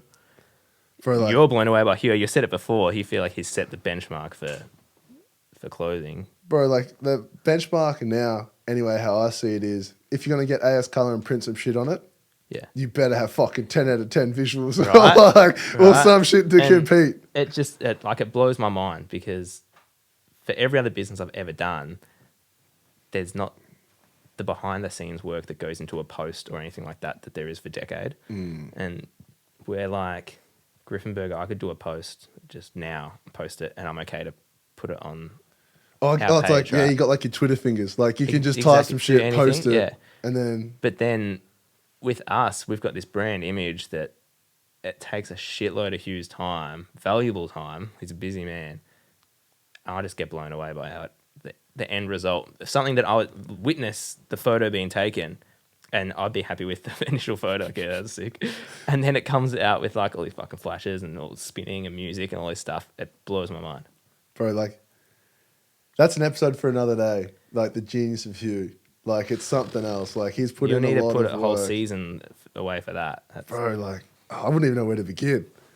No, It's but crazy. no, like but then just between you all, like you've got the person that obviously focuses on like the design concepts. You've got the person that focuses on like I guess like the multimedia management, and then like you yourself have the business component. Yeah. Like you can't literally, I don't think you can anyway, create a business by yourself and expect to do all three of those lanes when you're Exactly. not a professional in one of those. Exactly, yeah. Like that's where teamwork is so important. And that's why I feel like it's going to work. Decade will take off because we haven't just started up like, fuck, I'll just do this. I'll get this person to like edit my videos, whatever. Because literally every component that goes into it is someone that's a business owner that really has a lot of love for the product as well. So they put a lot more into it and it comes out in the end. But we could take our photo, send it to someone and they just bang something up. And yeah, you can see Invoice that. you it. Right, you can see the effort that goes into it. You really can. Yeah. And I can't remember what I was going to say on that. But then it's just in how, oh no, that's what I was going to say. Like you'll be just fine. Because look at your track history. Like look at your track record. Like Soul Studio, Griffin Burger, now this. It's like, bro, you're going to be all right. Oh, hopefully. Or and if not, you've Hopefully. got, just go back to your Yeah. computer and it's like, Hugh, Yeah. we're trying this one. He like goes Drag through his this one desktop. out, He's like, drag this one out. no. Man, and then not only that, how do you juggle all that and have a family? Yeah, that's the hardest fucking part. I was thinking of this on the way up as well, because when I drive, I don't even listen to music or anything when I'm in the car. I literally just zone out and think, because my life's pretty fast paced. I don't get much time to think. And when my son Otis was born, Tess worked up to 40 weeks. Is full term 40 weeks in pregnancies? Whatever the fuck that was. Oh, She I was got full no term, idea. right? But I think that's about to pop. Yeah. And So probably she shouldn't worked. say that, but like that's fucking, She it's coming. popped. It was Yeah. fucked. I don't want to see that again. No. Sorry, Otis, but no brothers and sisters for you. No, I got splashed. It was no. We were like, she worked up to nearly the day before I saw some things. Yeah. The day before that, my life changed, and around that time, our lives got pretty hectic. Like our family, that was when my older brother left the business. That was when like shit went down with Matt. It's his family. Yeah. This kind of stuff Yeah. went down with him, and so much stress was on Tess. And she had Otis, and owning a business, you don't get, like I didn't get maternity leave. No. I didn't get any leave or anything. And it's pretty fucked. I feel terrible now because it was really hard on her because our family kind of went to shit for a bit. Yeah. Her family definitely went to shit for a bit. And then we had no Oh, one. because I forget they have sisters, brother and Right. sister. That was just my own. Nah, and we had no one really to get help from. Like my older brother Ryan had a family of his own. They were the only people that knew about parenting, so we bounced stuff off them, but they're busy enough with our business, his family, so we can have them over all the time. Matt hadn't had a kid, never really been around babies or anything. He helped us more than anyone. He was He like, seems like an uncle. Like, oh, he's a fucking real uncle. he was there every Tuesday night, like looking after Otis while we taught and stuff like that. From when he was like a week old, Matt was there, and then Tess's auntie that lives in Adelaide was there more than most people. So it was fucking hard on Tess. And at that time, we didn't know what we were doing. After Otis was born, you get all this help in the lead up to the birth, right? All this help. And as soon as they're there, it's just like, Good luck. right? And we were like, Fuck. we were fucked. We had no idea what we got ourselves into. Awesome, but it was fucking hectic. And yeah, I taught the next day. I was back at work the next day. 14-hour days, 7-day weeks. and so I never really had time off. Still now, haven't had any time off. So that's really tougher on Tess than it was on me. But I remember I was teaching at St. Pat's. Did you go to St. Pat's? Yeah. Right. Yeah, for like, I did my VCE there. Right, yeah. So I was teaching at St. Pat's, and yeah, the teacher was like, I said to him, I'm going to be a little bit late this morning. Yeah. I got there, and they're legends. And he was like, oh, yeah, what's going on? I was like, oh, my wife had a baby yesterday. And he was like, what the fuck? He's like, go home, man. I was like, no, it's all good. Like, we need the money. So True. we stuck it out, and it was really fucked time. So balancing that has been pretty tricky, and we've just got to the stage now. And we had a really tough baby. Otis was like a really hard baby. Well, like, isn't, like, it just him as a child or the birth? Nah, just like when... What? I said he'd meet you in Sebas. It's a hard baby. Yeah, he's fucking tough as nails, man. Nah, he was just like... Delico represent. He was just like up all night, really unsettled, that kind of thing. Get you, yeah, and the thing with... It's fucking weird as that I've only realised when you have a kid is a lot of parents lie about how good their babies sleep and shit like that, and then they stumble on their lies and shit. That's a story for another day, but stop fucking lying about how your kids sleep when they don't. It's just It awful. makes other people feel bad about their kids, all right? So we had a really tough baby, not much help and support. We had a lot of help from a few people, but when it adds up, it's not much help in the long run. And yeah, no, I just wasn't there for a lot of it because had to make money somehow. But yeah, we're at a really good stage now where we've got an awesome balance where I'm working way less because we've got that many staff. Yeah. And then we both get so much time with Otis because Tess will work one day while I have him, and then the next day we can balance it like that, which is awesome. But it's always going to be hard. Like when we open another store, it's going to be hard for a couple of weeks, but we've kind of figured it out now. Yeah, like you can sort of not prepare for it, but like you have an idea, like when everything goes to shit, like who can we call Exactly, yeah. And still got the main people that are helping us, which is awesome. They're still there. Matt's still there every Tuesday, Monday, every fucking Wednesday night. He's there all the time. So Man, that's Plover. He's like, exactly. What? Matthew Plover, we love you here because you're a reliable, He is a great man. individual. Yeah, it's helped us a lot. We would have been like fucked without Matt. Literally. Yeah. But then I think that's really cool because not really cool. That's the most corny way to put that. But No, it's almost cool. like that's how you've learnt everything. You just had to learn the hard way. We had to, yeah. And we literally, like everything to get to this point is literally being thrown in the deep end. Half the time I throw myself in the deep end because that's kind of how you learn. But yeah, the other half's just life. It's fucking tough with baby and businesses. I love that. Stop lying about like your kids so they don't fucking sleep. Yeah. Tell me. Yeah, because it fucking makes people feel bad. Because like the worst thing, think of like if you've had the shittest day at work and you hate it, and then one of your friends has had an equally shit day, but they say to you, "No, my day was good." Just because you've had a shit day, like, "No, I had a good day." It makes you feel even worse. Yeah, you're like, why did I have a shit day? Yeah. He didn't have a shit day. And so Tess would start questions like, "Why is our baby the only baby out of everyone we know that doesn't fucking sleep?" And all right, That doesn't sleep. it doesn't sleep. But then people just lie. True. People lie about everything. They really do though. Yeah, Like everything. yeah. Like about having normal chips. Bro, it's like That Going girl up. that gave you those sweet potato chips would lie about having a baby that slept. I'm never ever gonna forget her face. I'll be No. walking around pissed as one day and I'll be like, "You're evil." She'd be like, "Why?" You'd be like, "You worked at Grill while you were studying for your profession, and I What's in remember your- what you did." What's in your pockets? You got chips. You got sweet potato chips in your pocket. Wait, so PSA to everyone out there: if you got sweet potato fries, just fucking don't. Yeah, don't do it. Dude, just don't do it. Normal fries with seasoning. Don't salt your shit. Don't be lazy. Seasoning, Seasoning. bro. Remember when KFC chips were on point? No. Yeah, I'm talking about the competition. Who? Don't even worry about it. Nah, but like season your chips. There's Yeah. another brand that That's does what we that. do. We don't salt our chips at Griffin Burger or season them. You season them? No, oh, we you don't. don't. We don't nothing. What do you do? We've got a salt station where there's like 20 different things because you can do it yourself. Because no one does it how you want it to True. be done. So it's like, True. we've got 20 different flavors and you can do your own amount. Wait, that was one thing I remember because I remember seeing the chicken salt and you had like two kinds and I just fucking Yeah, and like, it put fucks both me when of people them. walk, like, you help yourself to the salt and there'd be like some old guy's like, "I've got salt at home." Like, you don't get it. You don't get it. It's like, yeah, but you're in Sturt Street. Your food will get cold, and we have salt just there. People, and when people leave without salting it, you're like, oh fuck, their chips are gonna be shit. But half the time they come running back. There's no salt on my chips. But people have written reviews and they're like, 0 fucking stars or 1 star, whatever you do. Fries are soggy, no salt on them, hardly any seasoning. Like, you do it yourself. That's our fault. It's like, God damn you guys, how dare you make people do something themselves? That's our fault. It's a cool idea though. Yeah, no, like, yeah, definitely. No, it definitely really was. And only because I got to salt my shit exactly how I wanted to. Exactly how you want. No, we'll come try it again and we'll try everything. Yeah, you have to. Just no sweet potato fries, I'm telling you. Ah, fuck that. And I know you're going to do it as well. I'm going to be fucking furious. I actually hate sweet potato fries. I think they're fucked. Why?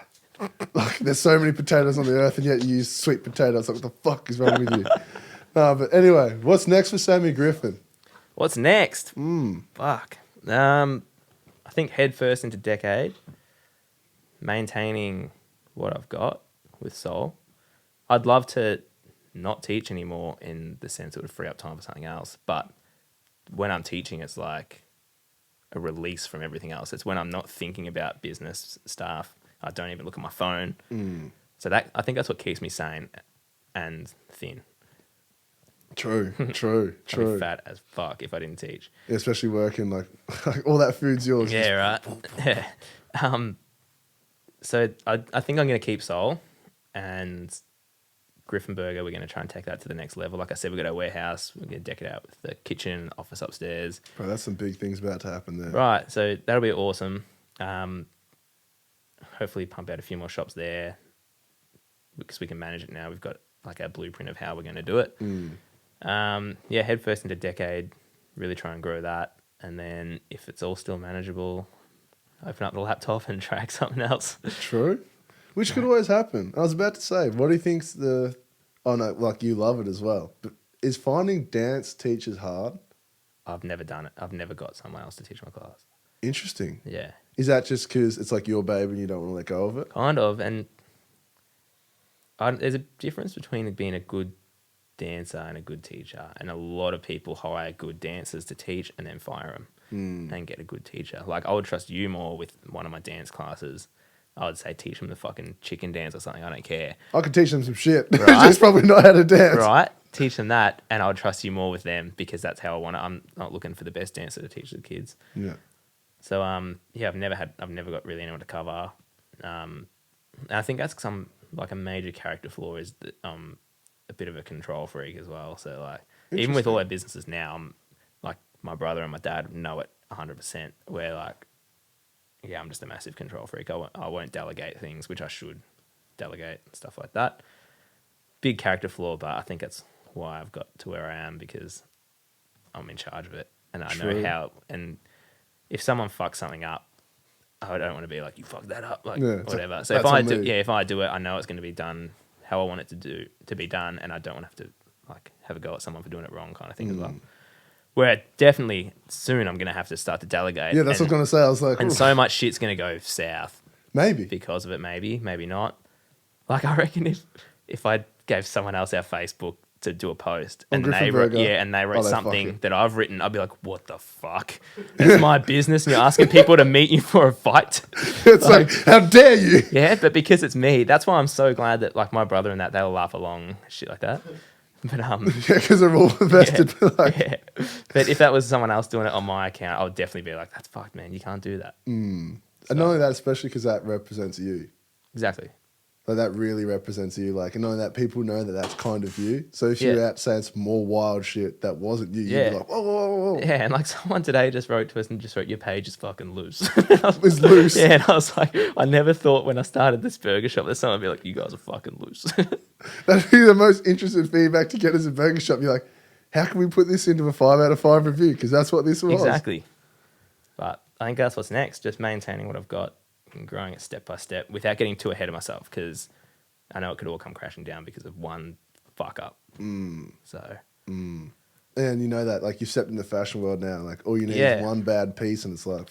Exactly. And that's when we started Decade. I said to these boys that I didn't want anyone to know. I only told like my brother and I only found out the day that we launched that I was doing it. Yeah. Because we've got, as much as we've got followers for Griffin Burger, there's definitely people that would not like me.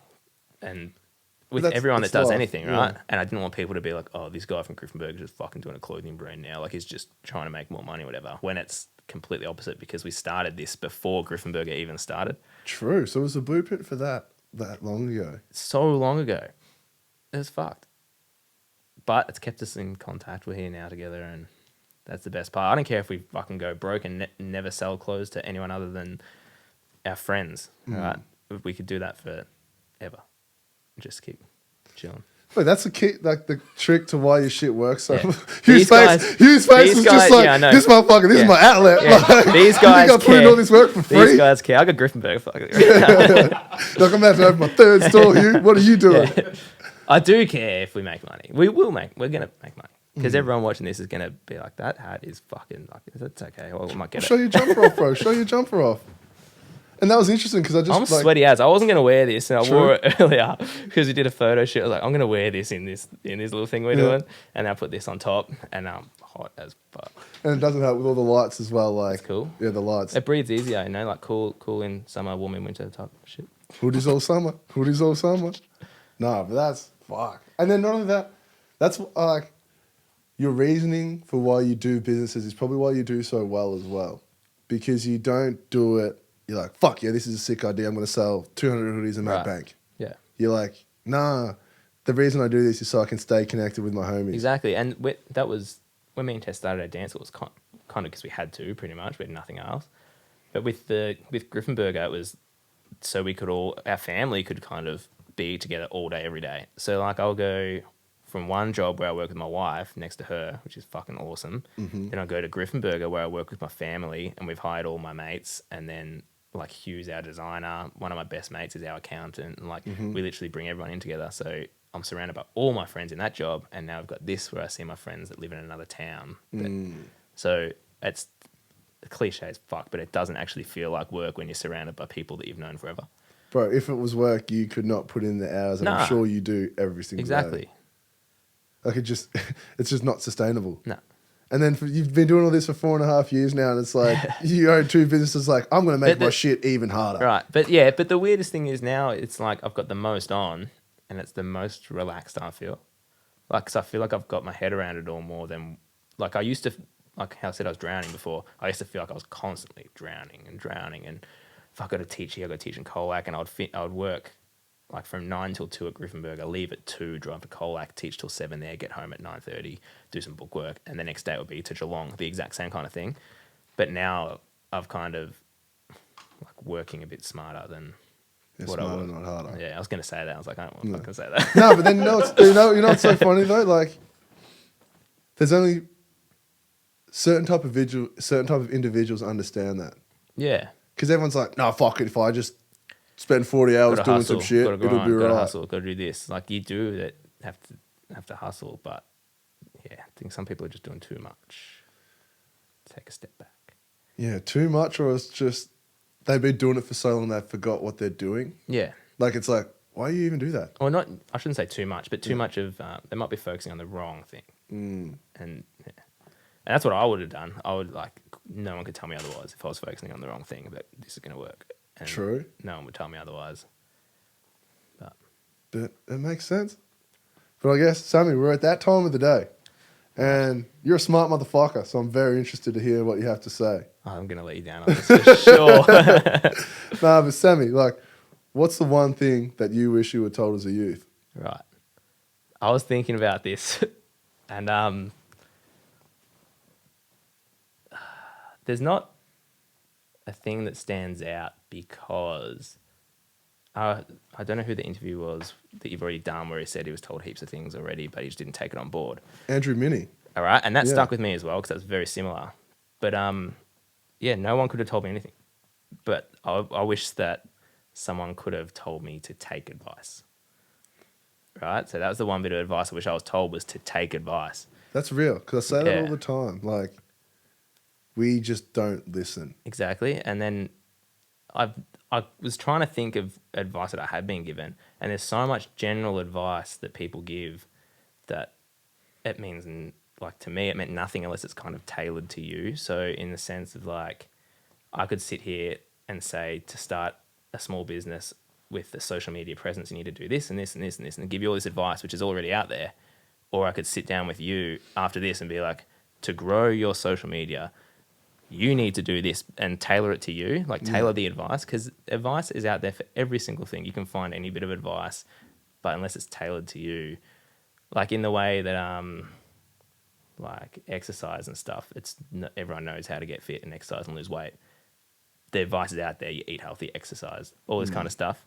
It's a no-brainer. Every bit of advice is out there like that, but people pay money to get tailored advice to them by a personal trainer like, Dre, you need to do this, to do that, and that's when they get results. And so I don't think there was anything that was really tailored to me when I was younger. Yeah. It was just like, finish school, do this, and you'll get a business somewhere. Like, oh yeah, cool, I've heard that from every other fucking person ever. So I wish someone just sat down and said, Sam, like, you could really do something if you took advice on, because everyone's saying this stuff to you and you're not taking it on board. And the one bit of advice I did take was to leave school, because I left school in year 11 at the start of year 11. True. Why was that a good thing for you? Because I don't know, I used to do shit just to kind of get a reaction, not really think of the consequences. You're an entertainer, bro. Right? And one of my best mates at school, he's like, oh, I'm leaving today, it's my last day. And I was like, fuck, me too. And word. Right? And I was I wasn't a good kid at school. I wasn't bad. I was an alright kid. I was pretty switched on when I wanted to be. Like in the classes that I tried, I would get good. Same with everyone, I guess. Yeah, literally. And I said I wanted to leave. I called mum. I was like, I'm leaving school today. She's like, no, you're not. And I was like, well, I've already got my shirt signed. And she's like, oh, fuck, I guess you got to. So I left. Otherwise, that would be embarrassing as fuck, getting your shirt signed and staying at school. Wait, but then just on that, because that's happened to someone else that I know. Nothing wrong with saying you made a mistake. Nah. And that was that. Yeah. Looking back, that would have been a mistake, because I did fuck all when I left for a long time trying to make it in the dance industry. But one of my teachers back then, one of the teachers was like, you're not leaving school. Like, that's dumb. She was fucking grilling me. You're not doing this. Yeah. And then the other teacher, his name's Josh Ebbles. Josh Ebbles. What school did you go to? Sebas. Ah. Do you know Josh Ebbles? He's really good at basketball. Josh Ebbles. You might know him. No, if he was a teacher and for you, I was heaps younger Anyway, than you. he'll be watching this, because he's very big supporter of everything I do, and I'm really good mates with him still. We'll catch up and go for coffee and everything since school. And I was a little fucker in school, so I don't know why That's a good relationship. Great relationship. Like, there aren't many people that and that I was know. one of my main inspirations to have a relationship with my students like that, because of him. But I remember saying to him, I was like, oh, I'm leaving school. And I expect him to be like, oh, fuck, you're not leaving, whatever. And he was like, yeah, do it. And it kind of threw me. I was like, oh, yeah? And he's like, well, this is always going to be there. You can always further your studies. But That's the truth.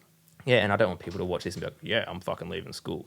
But he was like, yeah, he said, you can always further your studies. This will always be here. I don't even know if he remembers this, but I could never forget it. Yeah. And I was like, right. And he's like, you're good at dancing now. This is what you want to do. Fucking go and do it.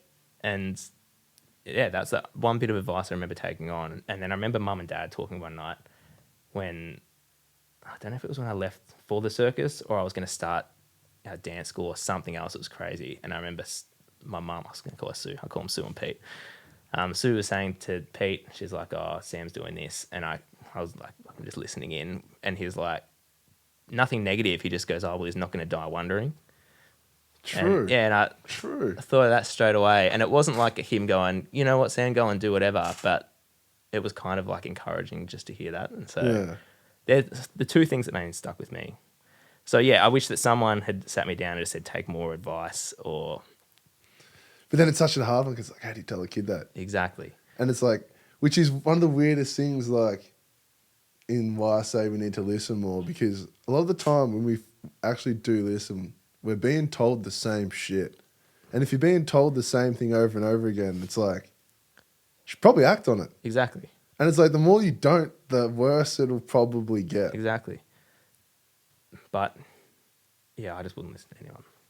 And still now I'm trying to more and more, but I think when I was younger, I would just do whatever I wanted to. I wasn't like bad or anything like that. But in a sense, if someone, even if I was going to go and turn that heater on now and you said, yeah, can you turn that heater on? I'd say, no. Even if I was going to. But that's what I was like. Not now. Now I would 100% do it. But that's what I was like. I don't know why I was like that, and I'm still like that with some things, but Well, that'll be the forever thing you have to learn. Exactly. I think it's probably part of it's probably that like the control thing in you. yeah, it is 100%. And yeah, I don't know if I'll grow out of it completely, but I can manage it a bit better. Yeah. Or like there'll be like with everything you do, there'll be that time where it's like you kind of don't have a choice. So it's like either True. adapt or it's like Yeah, let it fucking stunt everything. exactly. And you can't do anything about that until that time comes. But back in the day, I would have let it ruin everything. Like not doing something, I would have been like, So watch thank it burn. fuck for learning. Yeah, but now I've learned. I'm like, oh yeah, I've learned. And it might not be straight away. I might go away, have a think about something, and then whatever. But yeah, my teacher Josh, who I'm still really good mates with, continues to help me so much. We talk so much all the time. He owns a business in Ballarat, Rams Home Loans, and he got us our second house when we had no chance of getting it. And he's like, So now he's no longer teaching. He's doing that. he's home back stuff? teaching now, but because Okay. he took like some leave, to focus on growing his business, and now that it's done, he's back teaching because that's where his passion is with students and all that kind of stuff. Smart man. Exactly, fucking legend. So he's a massive inspiration to me. Even if he doesn't know it, we will now. But that's the main thing that I can think of from when I was younger. I think someone owes you a check. It's like, True. no, fuck. No, that's like, I don't know, you've achieved so much in literally such a small amount of time. Because I forget you're 27. I always assumed you were older. Like I always older, fucking think that I'm younger. Now, do you feel like when you're only 25? I feel like when I'm always like, Tess, I'm like 26 this year. And she's like, you're 27 now. I'm like, True. what the fuck? And I thought my mum and that used to lie about that. Be like, how old are you? Like, I think I'm like, not no. Yeah, okay. But now I fucking always forget. And I think that I'm younger. And like, there'll be people at work that are like 18 years old and they'll be like, oh, how old's the new guy? I'm like, oh, it's our age. They're like, well, my age or your age? You're like fucking 10 years older than me. And I'll say it to people that are 10 years older than me, like they're our age. Like, Bro, I know what you mean now. It's actually like, it's connected. When people ask me about like, do you how feel old like I you am- two are like the same age when you're doing Yeah. this, right? And then it's weird because they're so, like, we're what, fucking 7 years apart? But then when people ask me how old I am, like, I think about it. People are like, why'd you think about it? Yeah, Like, I don't know. Yeah. Like, I don't know. Like, I feel like me and Hugh are the same age, but you're 24, aren't you? Yeah, 25. Oh, you're 25? Yeah, because he was my age. Weird. Bro, it's 2 years. And it's Yeah. not that much. That's not that much, but I feel old as fuck. You're not old as fuck. You can still dance. Just. I'm sore. We did like a shoot before, like half an hour here. Yeah. I did like 5 tricks. I don't think I can get up from Bro. here. Like I'm stuck here. I'm sweaty and I'm stuck. I'm still sweating. Wait, I know all too well about that. Like, you know what I do for work? So, like, the skate stuff. I was skating for like 20 minutes and my knee started to cramp. Yeah, and how I'm bad is looking it? at these, like, young people and I'm like, this kid has fucking skated all day, Right. hasn't taken a piss, Yeah, hasn't had yeah, a drink. I'm like, how are you doing it's that? bad. And like when I go to teach, I used to teach like 5 classes in a row, and now I'll do the warm up, and I always talk to the kids after the warm up, and I sit down. I'm like, why don't you tell me about your day for a second? I'm just fucking slowly dying now. I've done nothing. And Bro. kids, like, if it's a new class I'm teaching, you almost need to earn their respect by doing something cool. Yeah, And they 100%. always want to see a backflip or something. I'm like, oh fuck. You're like, this is my 4th one Yeah. today. If Like, I- if I everything's s- starting to If I say cramp. I can't backflip, they're not gonna like respect me at all. And then, like, that's one of the hardest things about teaching what we teach. It's like the same with like the skate Like, stuff. you're- It's like if you can't do nothing, they're gonna be like, "Fuck, am I listening Why to are you you for?" here? Yeah, Yeah. literally. And you're like, some bad. days we just don't land shit. Yeah, I'm old as fuck. Yeah. Oh, bro. And then the bouncing. Like this is an old head conversation now, which is fucking so weird. But I like ate shit 3 days ago. Didn't hurt. 3 days later, now it fucking hurts. You're Like I was done, at the gym and I was trying to stretch and I was like, Yeah. I can't get. That happens to me. I'll wake up and I'm like, I can't bend my leg in the middle of the night. What have I done? Oh yeah, I jumped down the stairs yesterday, like 2 stairs. Bro, and I know I'm fucked because I've had a lot of major surgeries already. Oh really? Yeah, What, from so basketball or stuff? Or? Oh man, I had like a madness. So broke, like, I tore my tibia and fibula off, like the muscle under your kneecap, at where you do your dance teaching. How? Playing basketball, was fucking around. Just like I went to dunk, That's held cool. the ring, and I just knew, like, as soon I was holding the ring, and I just knew something was wrong. Oh, from jumping up. Yeah, Jeez. let go of the ring, crumble straight to the ground. Everyone's like, fuck. And in that moment, I jumped and my muscle tore off my tibia and fibia. Like it was. Is that common to happen on a jump? No, like it was. I don't know. It was just rare as, and it was fucked. And then football broke both sides of my ankle. After your leg. Or... Yeah, bro, I had to learn to walk like 3 or 4 times. It's been fucked up. That's bad. And like, man, and I've broken like my wrist and shit before as well. You're much better Really? breaking a wrist than you are breaking a leg. Yeah, I can imagine. Bro, imagine how tall I am. Imagine having fucking all of this plastered, trying to have a shower, and it's I like can't that. imagine jumping up and landing with your whole body on your legs. That's fucked. Yeah, and then, bro, made the biggest mess. Oh, fucking breaking a leg. Wouldn't wish that on anyone. Nah. Try and shower. Like, you got to be like this with the door open and Yeah, shit. yeah. Like, all that water just runs down you. Like, Do you have a cast? Yeah. Yeah, Did yeah. it stink? Definitely stank. Probably. Yeah. I was like, at that time I was, I'm a boy, so I was like, my Oh, fucking, really? like, So everything's probably stank. stank. Yeah. Yeah, like, no. Where you're about to go, I had a lot of free time and no one was home. So I was Yeah. like, fuck. You had to fold your socks and they would like snap. Like Never idiot. used to sock, bro. That shit's nasty ass. It's all right, Sammy. It's fucked. It's like 2 years taking a younger. It's turn. like, we learned a bit better than Yeah. that. I'm not giving away my secrets because it's embarrassing as fuck, but it just wasn't a sock. You have big, I was gonna say big socks too. And I was gonna, that's a, Just stop. Just stop. Just stop. oh, this Oh, but takes- now you know. If you ever needed like a bit of content for Griffin Burger, it's like, so, what's the weirdest thing you ever... yeah. I'll just cut this bit and post it. Oh, that's That's fucked. fucked. That is fucked. That's fucked. It's But taking a turn. yeah, like that took a... I didn't expect us to end with that. No, me either. But Sammy, I couldn't thank you anymore for coming down, my brother. Nah, thanks for having me. Like, Had a ball. I really mean it. Like, you were one of the dudes when I was first plotting this. You were like one of my maybes because I was like, this motherfucker's way too busy for this shit. Nah. But then now I've I'll realized, come like, down here every week, just watch. True. Yeah, True. I've had a great time. Man, like It's been mad. it's like I know, but we always try. It always helps, like with the mandem in the background. They just help with the vibe. Definitely, yeah. I'm trying to get a microphone out there so it's Oh, like really? they can actually Yeah, chime that'd in. be easy. Little side camera. Yeah, instead of just maybe not a camera, just a microphone for Did you now. pay for all of this? You bought all this yourself? Yeah. You're like, Yeah. Like man, a lot of I didn't expect it, to be honest. When I walked in, because I've seen the different camera angles and I Yeah. knew you edited it, and I was like, there's a lot that goes into this. mm, And when you watch it, like I didn't even notice these fucking microphones when I watch True. it because I'm just like listening and looking at you guys. Yeah. When you walk in, there's like fucking lights everywhere. There's cameras everywhere.